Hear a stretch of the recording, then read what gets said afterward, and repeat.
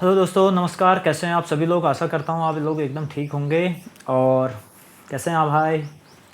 तो आज तक मैं आप लोगों के साथ काफ़ी अच्छी एक्टिंग कर रहा था और मैं अब अपने बारे में कुछ ख़ास बातें बताने वाला हूँ और आप लोगों की हेल्प भी हो सकती है, इसमें ज़रूरत पड़ सकती है। अगर आप इस वीडियो को मैक्सिमम जगह शेयर कर देंगे तो मैं इसको अपनी हेल्प मानूँगा।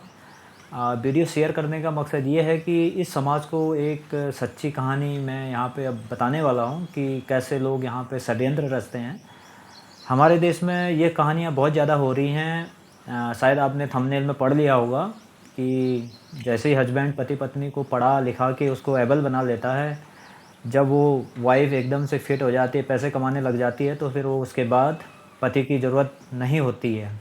ये कहानी आपने बहुत सुने होंगे। अभी हाल ही में कारपेंटर वाली कहानी भी चल रही थी। कारपेंटर ने अपनी वाइफ़ को पढ़ाया-लिखाया तो वो भी चल रही अपने, या तो उनका कोई दूसरा सेटिंग होगा या फिर वो अपने मायके चली गई, है ना? वैसे ही उनसे पहले एक हमारे बरेली वाला केस था, जैसे ही वो एसडीएम बन गए, है ना? कौन-सा था मौर्य जी का, तो वो भी पढ़ लिख के चल दिए थे। तो यही मिलती-जुलती कहानी कुछ हमारी भी है। तो मैं अब ये वीडियो ना बेस से शुरू करूँगा क्योंकि आज मेरे पास ना एक पेपर आ गया है। एक्चुअली मैं कुछ चीज़ें जल्दी से बता दूँ कि मैं पिछले अप्रैल 7 तारीख से अकेले रह रहा था। अप्रैल 7 तारीख को मेरी वाइफ़ मेरे को पूरे सामान लेके चली गई थी, पूरा सामान लेके। आप समझ रहे हैं ना? पूरा सामान लेके, एक सुई तक भी मेरे लिए यहाँ पे छोड़ा नहीं था।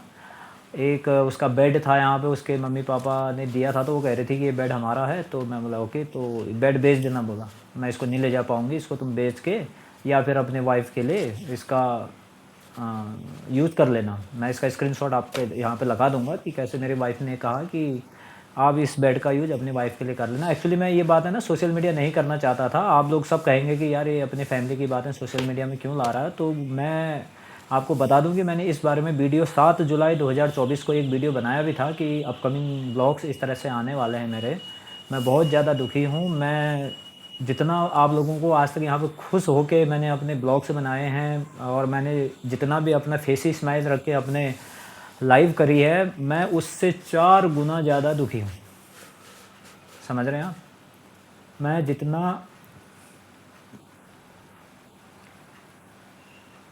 नहीं होगा, मुश्किल है। होगा, होगा। अब होगा, अब मैं अपने आप को कंट्रोल करूँगा, होगा। तो मैं काफ़ी अच्छा एक्टर बन गया हूँ यूट्यूब में, है ना? कि नहीं होगा।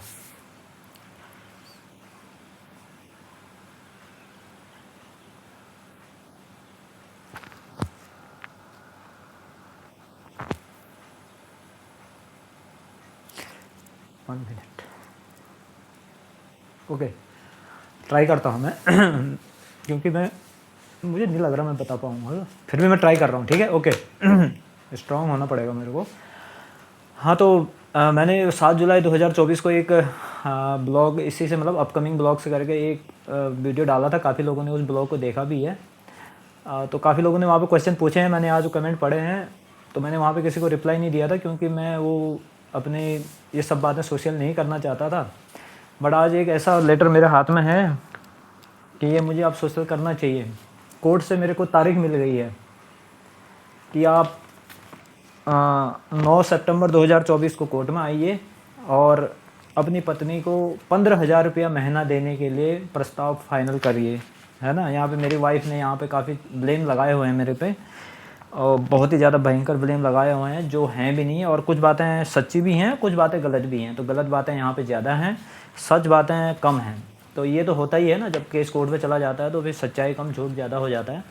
तो मैं ना इस कहानी को एकदम से आगे ना ले जाके मैं आपको एक कहानी ना अपनी पीछे से शुरू करता हूँ कि मैं क्या था, क्योंकि आपको लगे कि मैं कैसा आदमी हूँ, कि मैं क्या हूँ, इसकी वाइफ़ कैसे भाग सकती है या भागनी चाहिए, ये सब चीज़ें मैं बताऊँगा आपको खुद समझ में आ जाएगा। तो मैं अपनी स्टोरी ना पीछे से शुरू कर रहा हूँ। जब मैं छोटा बच्चा था, जब मैं खाना खाना सीखा था, तब से मैं अपनी कहानी शुरू करूँगा।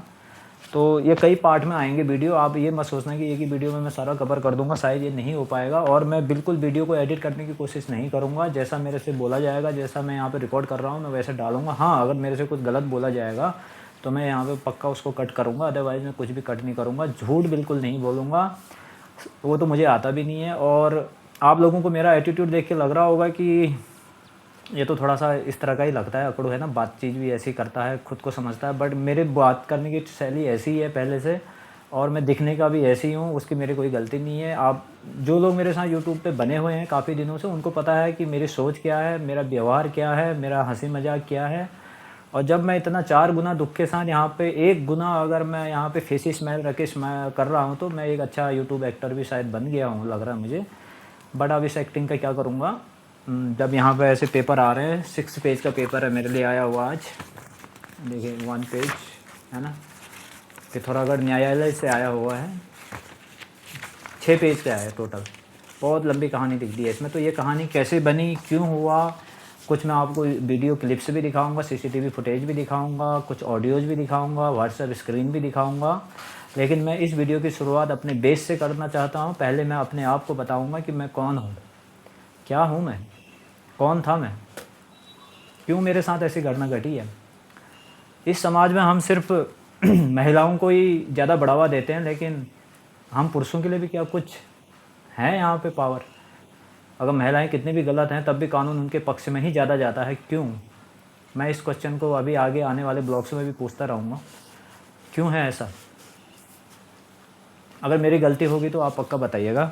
तो ठीक है, मैं अपना बचपन, अपने चाइल्डहुड से शुरू करता हूँ। मेरा परिवार 4 आदमी का था जब मैं बहुत ज़्यादा छोटा था। हम 2 भाई हैं, मेरे माताजी और पिताजी, बस हम इतने ही थे। क्योंकि मेरे पिताजी की फैमिली काफ़ी बड़ी थी। पुराने ज़माने में लोगों की फैमिलियाँ काफ़ी बड़ी हुआ करती थी, 6-7 भाई बहन हुआ करते थे। तो मेरे पिताजी उसमें सबसे छोटे हैं।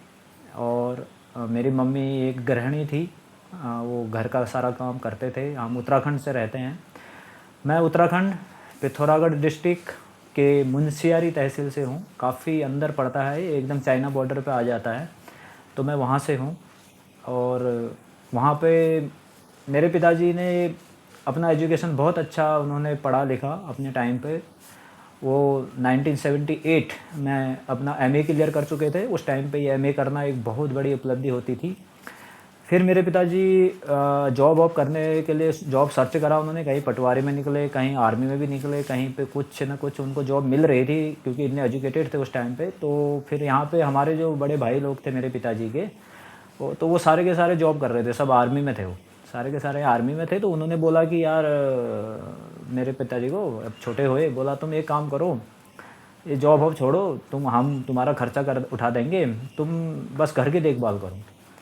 तो उस टाइम पे खर्चा भी देते थे वो लोग मेरे पिताजी को, काफ़ी खर्चा देते थे, या देते होंगे।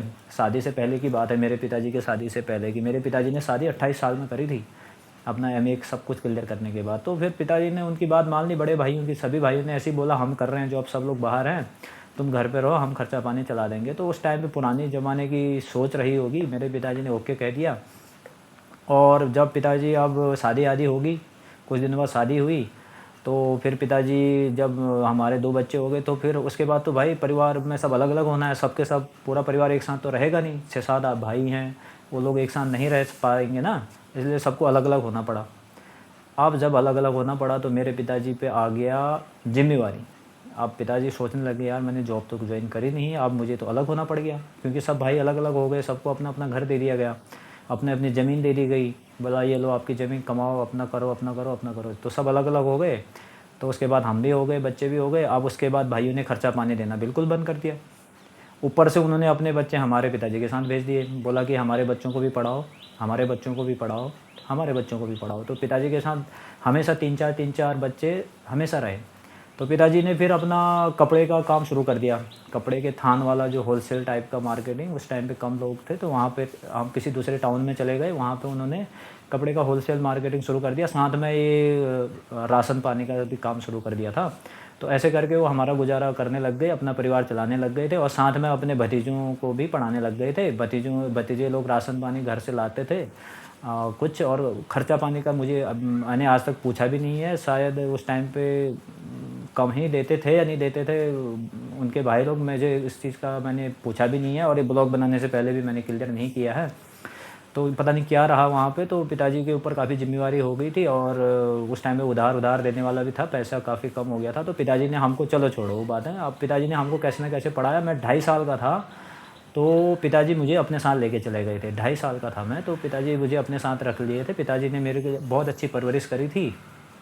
पिताजी ने मेरे को 2.5 साल से पढ़ाना शुरू करा, तो 2.5 से 5 होने तक पिताजी ने मेरे को धीरे-धीरे सारे काउंटिंग है ना, जो भी हमें याद होने चाहिए सारे याद हो गए। मैंने क्लास 1 पढ़ा नहीं, सीधा क्लास 2 में एडमिशन हो गया था। क्लास 1 में थोड़े दिन रहा, उसके बाद मेरा परफॉर्मेंस देख के मेरे को क्लास 2 में रख दिया गया था। फिर मैं क्लास 2 को टॉप करा, हर बार मैं स्कूल में हमेशा टॉप आया करता था। जो भी मेरे गुरुजन यहाँ पे मेरा वीडियो देख रहे होंगे उन्हें पता है, काफ़ी अच्छे-अच्छे गुरुजी थे हमारे, तो मैं गुरुजी को प्रणाम कहता हूँ। आज मेरे साथ इतना बुरा टाइम आ गया है कि मुझे अपना परिचय देना पड़ रहा है गुरुजी। तो अगर आप लोग ये वीडियो देख रहे हैं तो पक्का मेरे बारे में ज़रूर लिखना है यहाँ पे।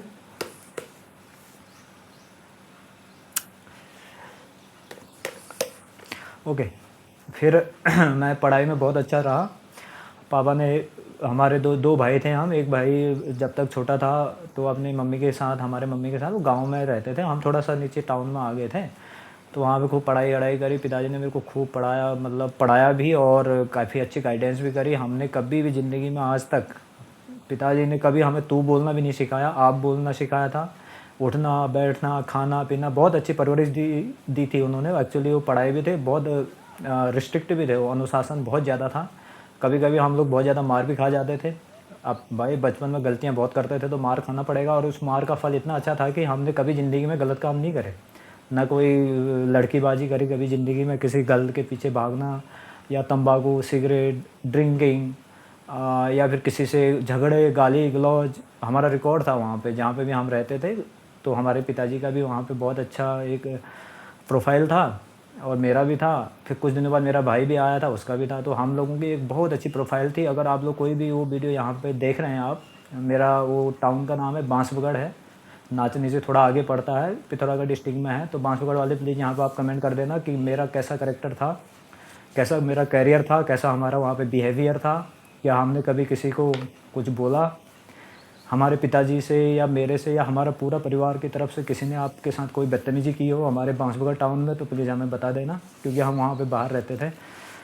तो वहाँ से हमारा रिपोर्ट कभी नहीं था, बहुत अच्छा था। वहाँ से चलो मैंने इंटर पास कर लिया था, ठीक है, इंटर पास करा, पापा ने इंटर पास करा के फिर मैं चला गया था रुड़की में मैं अपने ताई जी के साथ रहने लगा। मेरी मम्मी की बहन रहती थी वहाँ पे। 1 साल मैंने वहाँ पे रहा, 1 साल से कम रहा वहाँ पे। मैंने कुछ कंप्यूटर कोचिंग वहाँ पे करी थी और कुछ पार्ट टाइम जॉब भी कर रहा था, कुछ अपने खुद के खर्चे भी निकाल रहा था। समय थोड़ा बलवान था उस टाइम पे। फिर वहाँ से मैं वापस आ गया था घर, कुछ दिन के लिए घर आया था। बंगा पानी यहीं अपना मुंशियारी के अंदर पड़ता है, तो वहाँ पे आया।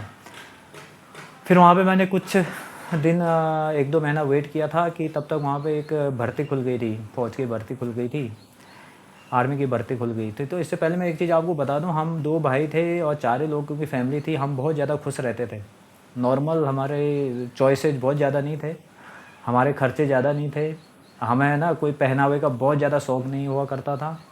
हम छोटी सी चीज़ में बहुत ज़्यादा खुश रहते थे। खाने में कुछ भी हो, सिंपली हम बहुत अच्छे से उसको इंटरेस्ट लेते थे, बहुत अच्छा खाते थे, बहुत अच्छा सोते थे, बहुत अच्छा बोलते थे, बहुत अच्छा पढ़ते थे।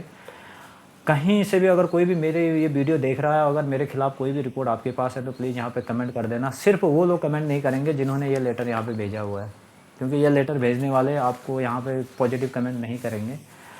तो मैं आगे बढ़ता हूँ, ठीक है। हमारा रहन सहन काफ़ी नॉर्मल था, हम गांव से थे और हम लोग थोड़ा बाहर रहे थे। पिताजी ने हमें बहुत अच्छा गाइडेंस दिया था, मार भी बहुत पड़ी थी, डिसिप्लिन में भी रखा। मेरा रिकॉर्ड था, मैं हमेशा अपने क्लास में फर्स्ट सेकंड आता था, जो कि सभी लोगों को पता है। पढ़ने में मैं बहुत ज़्यादा अच्छा था। 12th में हमारे एक केमिस्ट्री के टीचर थे अगर आप वीडियो देख रहे हैं, मेहता सर थे वो, तो उन्होंने कहा था मेरे पिताजी को कि यह बच्चा आपका पढ़ने में बहुत अच्छा दिमाग है इसके पास, आप इनको ना किसी अच्छे स्कूल में पढ़ा सकते हो तो प्लीज़ पढ़ा देना। तो वो बात मुझे, देखो मैं बच्चा था, मैं 12th क्लास में था, लेकिन वो बात मुझे आज तक याद है। कुछ रीज़न है ना वो बात याद होने की, क्योंकि अगर हमारे गुरुजी ने मेरे लिए इतनी अच्छी बात बोली थी तो कुछ तो बात रही होगी ना मेरे पे। तो फिर पिताजी की बात इतनी ज़्यादा गुंजाइश नहीं थी कि वो मुझे बहुत अच्छे स्कूल में भेज सकें। एक्चुअल बात ये थी कि बहुत ज़्यादा गुंजाइश नहीं थी। फिर जैसे जैसे हम 12th पास करने पे आए तो पिताजी का बिज़नेस भी धीरे धीरे नॉर्मल होने लग गया, क्योंकि फिर फैसिलिटीज़ बढ़ने लग गई, लोग बाहर को निकलने लगे सामान वामान लेने के लिए, तो फिर इससे बिज़नेस डाउन होना शुरू हो गया था। तो फिर पिताजी ने वहाँ पे फिर नहीं कर पाए थे, फिर मैं चला गया था रुड़की। वहाँ पे मैंने पढ़ाई करी, थोड़ा-सा कंप्यूटर कोचिंग करा और साथ में खुद का जॉब भी करा, खुद के खर्चे भी खुद निकाले।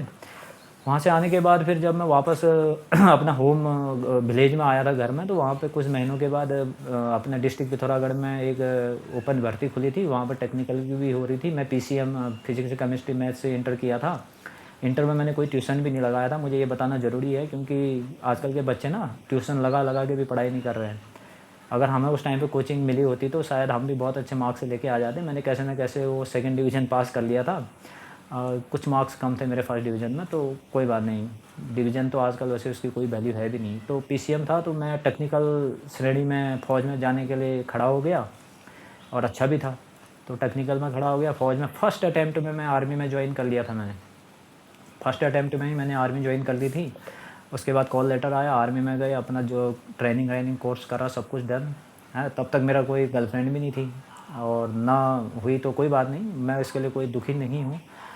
तो मैं अब इस बात को आगे इसलिए बढ़ाना चाह रहा हूँ क्योंकि ये आ गया है मेरे लिए बहुत बड़ी लेटर। अब ये लेटर मेरे से सहा नहीं जा रहा है कि आप मेरे को पैसा भी मांग रहे हो कि भैया 15,000 रुपये दो, हैं, मेरे को 15,000 रुपये दो और हमें मायके में ही रहना है। तो इस लेटर को देख के मुझे अपनी पूरी बायोडाटा डालते हुए ये सारी बातें मैं आपको सोशल मीडिया में बताता रहूँगा। फिर मैंने आर्मी में 6 महीने की ट्रेनिंग कोर्स करके फिर मैंने आर्मी में पूरा जॉब कंप्लीट कर दिया। ठीक है, अब आर्मी की बहुत सारी बातें नहीं करेंगे। हाँ, इतना मैं ज़रूर बताऊँगा कि आर्मी में जॉब करते करते हुए मैंने अपनी वाइफ़, जब मैंने अपने शादी का डिसीजन, हाँ, इससे पहले एक शादी की बात मेरी ना मेरे मम्मी पापा ने करी थी कि अब हमारा लड़के की शादी हम इस लड़की से कराएँगे, उन्होंने ढूँढ के रखी थी। तो पता नहीं अब ये क्या कुदरत का करिश्मा रहा होगा। तो पहले तो मैं एक्चुअली ना कुछ दिन शादी नहीं करना चाह रहा था, मैं अपने आप को फ्री रखना चाह रहा था क्योंकि काफ़ी शादी वाले परिवार भी देखने को मिल रहे थे, वो अपने मम्मी पापा की केयर नहीं कर पाते थे ना। तो उस टाइम पे मैं सोचता था कि यार ये तो मम्मी पापा की तरफ ध्यान नहीं जा पाएगा शादी के बाद। मैं सोचता था कि यार अगर शादी हो जाएगी तो फिर मैं मम्मी पापा का ध्यान कैसे दे पाऊँगा। ऐसा सोच के मैंने काफ़ी शादी बहुत डिले कर दी थी, बहुत डिले कर दी थी मैंने, शादी डिले करता रहा, करते रहा। बोला नहीं मम्मी, फिर मैं आपके लिए प्यार कम हो जाएगा, मतलब मैं आपका ध्यान नहीं दे पाऊँगा, कहीं मेरा ये हो मुड़ मुड़ जाएगा। तो ऐसा सोचता रह गया मैं। काफ़ी दिन तक मैंने डर के मारे शादी नहीं करी क्योंकि काफ़ी जगह पे ये हो रहा था ना कि जैसे शादी करो अपनी बीवी को लेके, लोग अब जाएँगे यार, वो भी तो सही बात है, फैमिली है तो वो भी जाएँगे लेके, लेकिन वो माँ-बाप की तरफ बिल्कुल मुँह मोड़ दे रहे थे। मम्मी पापा खा रहे हैं, नहीं खा रहे हैं, छोड़ दे रहे थे। जो बहुत अच्छा हुआ करते थे अपने मम्मी पापा के लिए, वो भी अपने मम्मी पापा को छोड़ दे रहे थे। तो ये सब देख के मेरे को ना शादी करने में मैंने काफ़ी टाइम लगा दिया था, सोचने में रह गया था। इतने में मेरी मम्मी ने ना कहीं पे बात कर रखी थी कि हमारी शादी यहीं से होगी, यहीं से होगी। तो मैं अपने डर से मैंने शादी रोक के रखी थी कि यार नहीं, नहीं, नहीं मम्मी, नहीं करूँगा, अभी नहीं करूँगा। फिर जब फाइनली टाइम आया तो कुछ दिन पहले फिर मैंने डिसीज़न लिया, तो फिर मैंने ना उस लड़के से शादी नहीं होने की होगी, किसी रीज़न से मैंने वहाँ पे मना कर दिया था शादी ना। काफ़ी दिन मेरे मम्मी पापा ने वहाँ पे बात करके रखी थी, लेकिन मैं शादी काफ़ी डिले इसलिए कर रहा था कि मुझे डर लग रहा था कि शादी के बाद मैं अपने मम्मी पापा को इतना ध्यान नहीं दे पाऊँगा करके।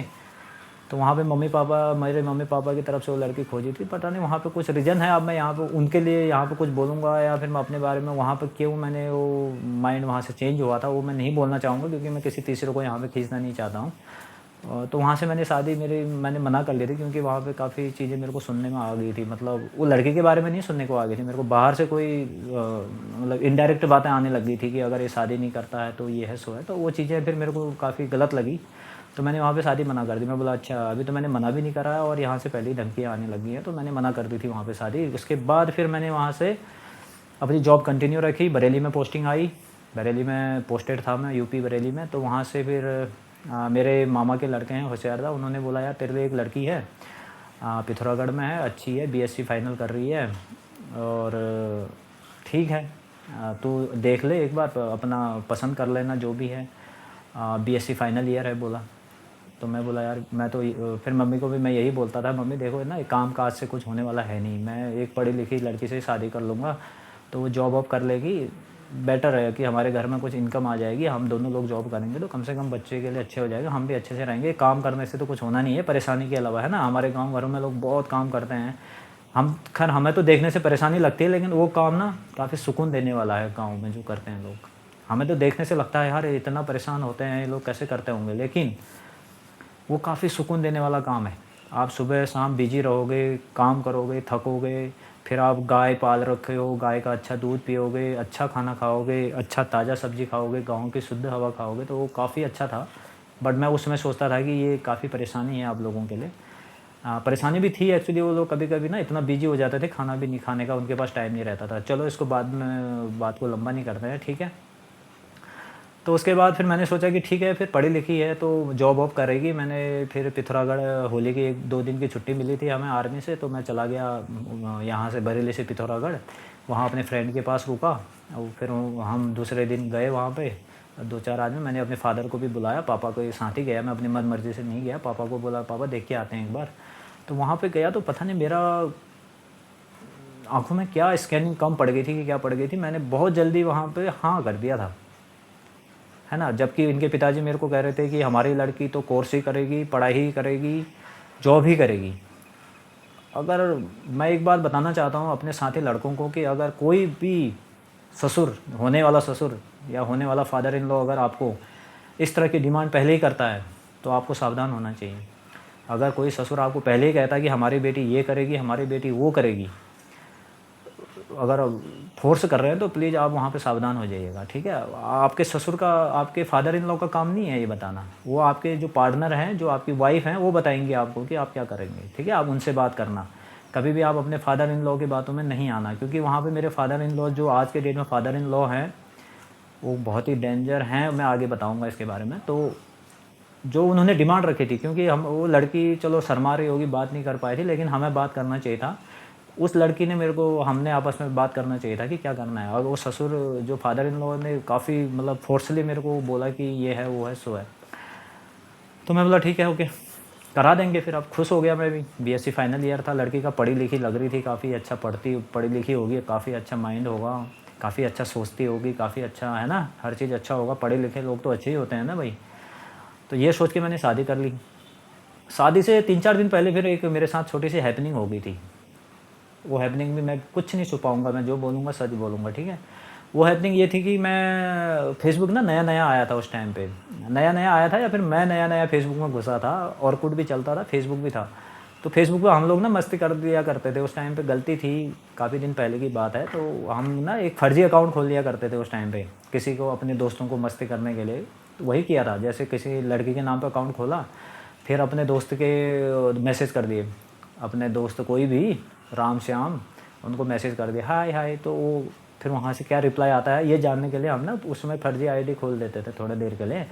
तो वो लड़की का नाम पे एक फ़र्ज़ी आईडी मेरी भी खुल गई थी। तो वो फ़र्ज़ी आईडी में ये हुआ कि वो आईडी निकल गई पिथौरागढ़ की, ठीक है, नाम निकल गया। तो वहाँ पे ना किसी जानकार, उस नाम का रिलेटिव या उस नाम का कोई फ्रेंड या उस नाम से जानने वाले ने, कोई ने मेरे को मैसेज कर दिया, हाय गुंजन, ये क्या नया अकाउंट खोल दिया क्या तुमने? तो मैंने उसका रिप्लाई नहीं दिया। फिर 2-3 बार उन्होंने ऐसे मैसेज किया, मैंने रिप्लाई नहीं दिया, तो उनको हो गया शक, ठीक है? फिर उन्होंने मेरी कंप्लेंट कर दी वहाँ पे, साइबर क्राइम। तो एक्चुअली ये गलत था, मैंने फ़र्ज़ी आईडी खोली थी, ये मैंने गलत किया था। तो फिर मेरे को वहाँ से थाने से कॉल आया, मैं बोला ठीक है सर, मैं आ रहा हूँ, रास्ते में हूँ। तो मैं सीधा गया थाने में, सर हाँ, मैंने ऐसे फ़र्ज़ी आईडी खोली थी, ये है सो है, मेरे से गलती हो गई है, ये है सो करके वहाँ पे ख़त्म बात। फिर उन्होंने बोला कि ठीक है, आइंदा नहीं करना ये गलती, ये सो करके मेरे से, है ना, मतलब कन्फर्म करा लिया कि अब मैंने तब से ज़िंदगी में नहीं भी कराया हो, क्योंकि मुझे उस समय अकल नहीं आई होगी या क्या, मैंने एक फ़र्ज़ी आईडी खोल के मस्ती करना शुरू कर दिया था। तो शादी से करेक्ट 6-7 दिन पहले की बात थी, वो एक इस तरह की घटना घट गई मेरे साथ, है ना? मैं शादी की शॉपिंग कर रहा था पिथौरागढ़ में, तो इस तरह की घटना घटी। मुझे ना वो चीज़ बड़ी समझ में नहीं आई। मुझे बोला यार, शादी से पहले इस तरह का क्या कांड है ये? मतलब चलो फर्जी आईडी तो बहुत लोग खोलते हैं लेकिन ये इस तरह से पुलिस का बुलावा आ गया था, पुलिस थाने में मैं गया, फिर उनसे हेलो सलाम मशवरा किया, तो मुझे ना थोड़ा सा झिझक सी हुई थी। मैं बोला यार ये क्या है, अब शकुन जैसा शादी से पहले। मैं फिर थोड़ा, मैं निगेटिव बातों को ना करते हुए आगे बढ़ गया। शॉपिंग वॉपिंग करी, शादी हुई भाई, गाँव से शादी आई, बैंक्वेट हॉल में शादी हुई, सब कुछ बढ़िया हो गया है। शादी करके फिर मेरी वाइफ़ मेरे साथ, बरेली पोस्टिंग था मैं, तो वहाँ पे मेरे साथ क्वार्टर में रहने लग गई, सरकारी क्वार्टर में। तो सरकारी क्वार्टर में रहने लग गई और मतलब 3 महीने बाद, एक्चुअली फर्स्ट में जाते ही तो फ़ौज में हमें इतनी जल्दी सरकारी क्वार्टर नहीं मिलता। मैं गया वहाँ पे क्वार्टर के लिए अप्लाई किया, तो मेरे को 3 महीने के लिए, शॉर्ट टाइम के लिए तुरंत क्वार्टर मिल गया था। उसके बाद फिर परमानेंट भी मिल गया था साथ-साथ में। तो मैंने साथ में रखी फैमिली, इनको साइकिलिंग वाइकिलिंग सिखाई जो भी है, तो इनसे स्कूटी चलाई नहीं जाती थी। अब इनको करना था बीएससी नर्सिंग कोर्स। अगस्त में ये मेरे साथ आई थी, अगस्त और सितंबर अक्टूबर से फिर इनको बीएससी नर्सिंग कोर्स पता है ना आप लोगों को, सबको पता होगा, बीएससी नर्सिंग कोर्स ज्वाइन करना था। तो इन्होंने बीएससी नर्सिंग कोर्स ज्वाइन कराया, मैंने सारे फीस भरे फर्स्ट क्लास, सारा फीस सारा, मेरे को बहुत खुशी हुई कि यार वाह। हाँ, लेकिन इस बीच में ना एक मेरे लिए गलत खबर भी थी उस टाइम पे कि मेरी वाइफ ना बीएससी फाइनल नहीं कर पाई थी। जो मेरी वाइफ हैं गीता कन्याल आ रहा है नाम, तो मेहरा तो आप शायद आए ना आए, देखेंगे आगे। तो गीता जी बीएससी फाइनल ईयर में फ़ेल हो गई थी। मुझे बहुत बुरा लगा था क्योंकि मैं चाहता था कि मेरी वाइफ बीएससी फाइनल हो जाती तो बेटर था। कुछ नंबरों से रह गई थी। एक्चुअली इससे पिछले ईयर भी इनके मार्क्स कम थे, उससे पहले भी काम चलाऊ थे, मैंने वो चीज़ों को नहीं देखा। मैं बोला फाइनल ईयर है, पास हो जाएगी तो बीएससी है ना, एक बहुत अच्छा लगता है ना। मैं खुद नहीं कर पाया, मेरी वाइफ कर रही तो काफ़ी अच्छा लग रहा था। मैं भी पढ़ना चाहता था, जैसे मैंने बताया कि मेरे टीचर ने कहा था कि इनको किसी अच्छे स्कूल में डालो, ये काफ़ी आगे जाएंगे, तो मैं पढ़ना ही चाहता था। लेकिन किसी मेरे घर के पारिवारिक स्थिति की वजह से मैंने जल्दी जॉब ढूंढ के मैंने आर्मी ज्वाइन करना पड़ा मुझे।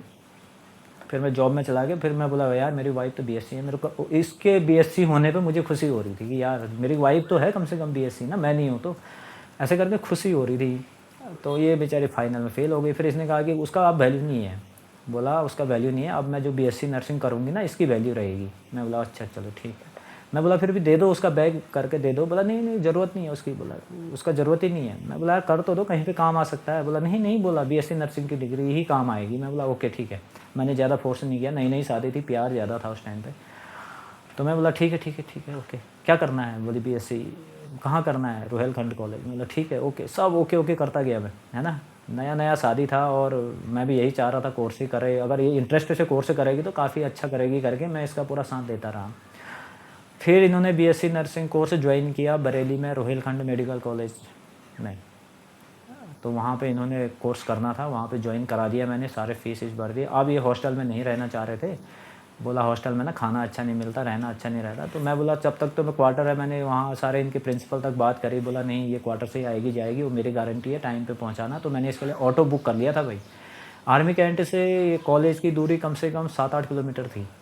तो मैंने एक ऑटो बुक कर लिया था इनके लिए मंथली पे, कि आप महीने में एक बार छोड़ेंगे इसको, फिर दोबारा लेने जाएंगे, यानी 4 चक्कर लगाएंगे आप।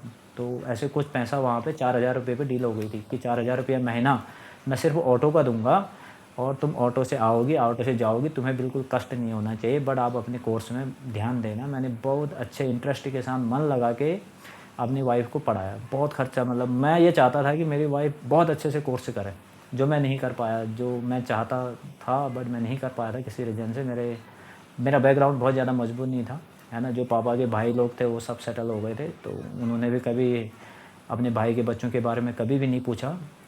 मैं यहाँ पे सामने कह रहा हूँ, अगर पूछा है तो बता देना कोई भी, मेरे ताऊ जी लोग। जब मेरे पिताजी की जॉब को इन्होंने होल्ड करा दिया था, है ना, वो तो आर्मी में जाके कर्नल होते हैं आज, होल्ड करा दिया था, लेकिन आए दिन फिर इन्होंने कभी भी ये नहीं बोला कि भाई बच्चे को पढ़ाना लिखाना खर्चा पानी, कभी नहीं पूछा। ये मेरे पिताजी कहते हैं आज भी।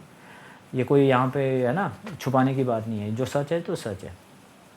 ठीक है, तो वीडियो हो रहा है लंबा, मैं थोड़ा सा और इसको ना 30 मिनट पे रख के फिर इसका पार्ट 2 भी लेके आऊँगा।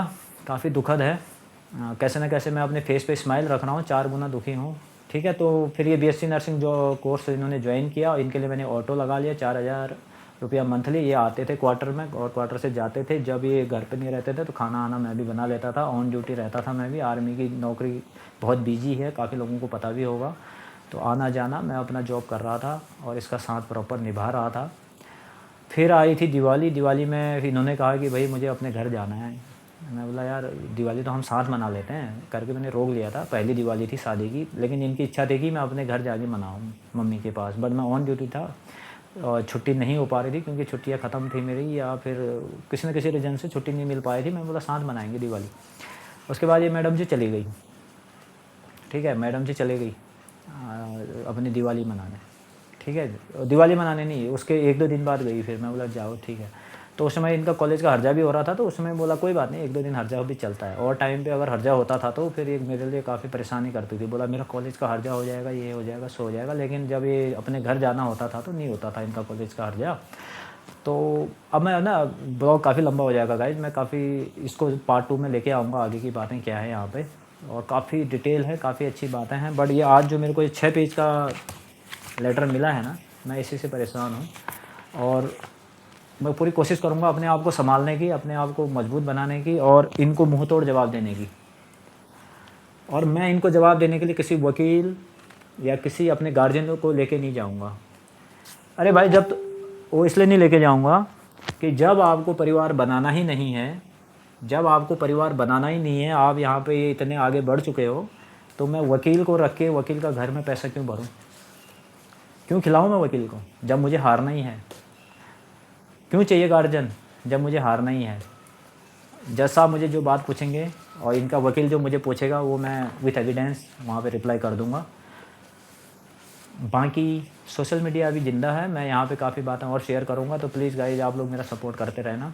Thank you. मैं ये वीडियो बिल्कुल भी एडिट नहीं करूँगा, यहाँ पे कुछ भी ख़राब नहीं है। मिलते हैं भाग 2 पे कल।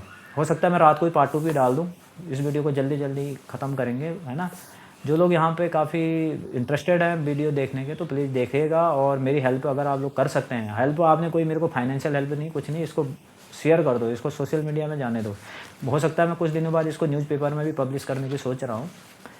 न्यूज़पेपर में, न्यूज़ में भी आना चाहिए। वही है कहानी, पढ़ाया लिखाया, बीवी जी चल दी अपने घर, है ना? तो ये चीज़ें मैं न्यूज़पेपर में भी पब्लिश करने के लिए काफ़ी ज़्यादा अब मैं इस पे डीपली सोचने लग गया हूँ, क्योंकि मैं सोच तो पहले से रहा था, लेकिन इस लेटर को आने के बाद इसमें लिखा हुआ है कि आप हमें 15,000 रुपये हर्जाना दीजिए। तो इस लेटर को आने के बाद ना मैं 15,000 रुपये हर्जाना अब देखते हैं कैसे देना है इनको। तो थैंक यू, मिलते हैं अगले ब्लॉग में। फिर भी मेरे फेस में स्माइल है क्या? Thank you. अगर मैं अपने फेस पे स्माइल रख पा रहा हूँ तो मैं स्ट्रॉन्ग हूँ, अंदर से भी बहुत स्ट्रॉन्ग हूँ। मैं आर्मी मैन हूँ भाई, स्ट्रॉन्ग हूँ मैं, इतनी जल्दी नहीं पिघलने वाला हूँ। पिघलना होता तो अप्रैल मई में जब ये लोग छोड़ के गए थे ना, उस समय चला गया होता पिघल के कहीं। शायद मैं नहीं पिघलूँगा, कोशिश पूरी करूँगा अपने आप को संभालने की। थैंक यू, मिलते हैं नए ब्लॉग में। Thank you, bye bye.